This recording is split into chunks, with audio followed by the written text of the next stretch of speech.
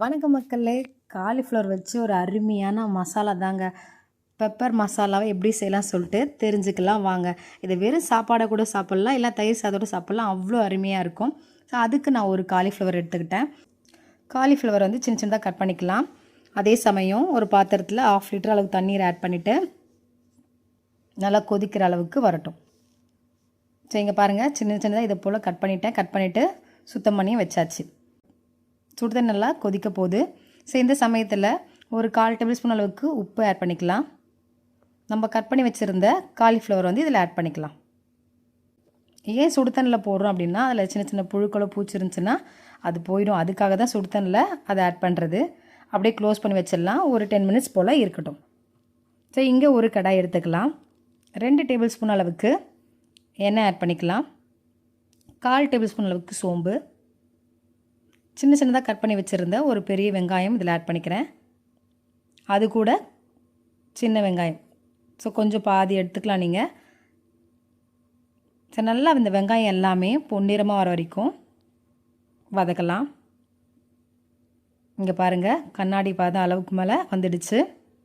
So இது கூட 1 table spoon அளவுக்கு இஞ்சி பூண்டு பேஸ்ட் ஆட் பண்ணிக்கிறேன். நல்லா இஞ்சி பூண்டு பேஸ்ட்டோட வாசனை போகிற அளவுக்கு வதக்கலாம்.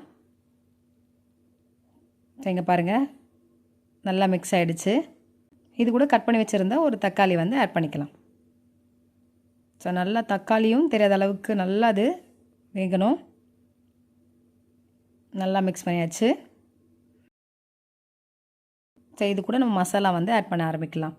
1/4 டேபிள் ஸ்பூன் அளவுக்கு மஞ்சள் தூள், 1 டேபிள் ஸ்பூன் அளவுக்கு மிளகாய்த்தூள், 1 டேபிள் ஸ்பூன் அளவுக்கு தனியாத்தூள், 2 டேபிள் ஸ்பூன் அளவுக்கு தயிர் வந்து ஆட் பண்ணிக்கிறேன். நல்லா மிக்ஸ் பண்ணலாம். இந்த வெங்காய தக்காளியோடு சேர்ந்து நல்லா மிக்ஸ் ஆகட்டும். ஸோ நல்லா மிக்ஸ் ஆகிடுச்சு. இது ஆல்ரெடி நம்ம சுடு தண்ணியில் போட்டு வச்சுருந்தா அந்த காலிஃப்ளவர் எடுத்து போட ஆரம்பிச்சிடலாம். போட்டு நல்லா மிக்ஸ் பண்ணுங்கள்.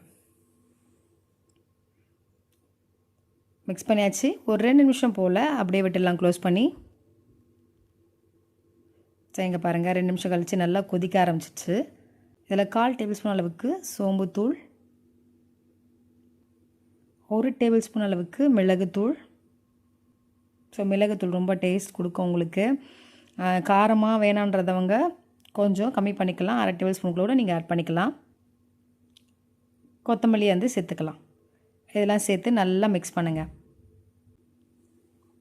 ஸோ இங்கே பாருங்கள், ஒரு 5 மினிட்ஸ் அப்படியே விட்டுடலாம் க்ளோஸ் பண்ணி.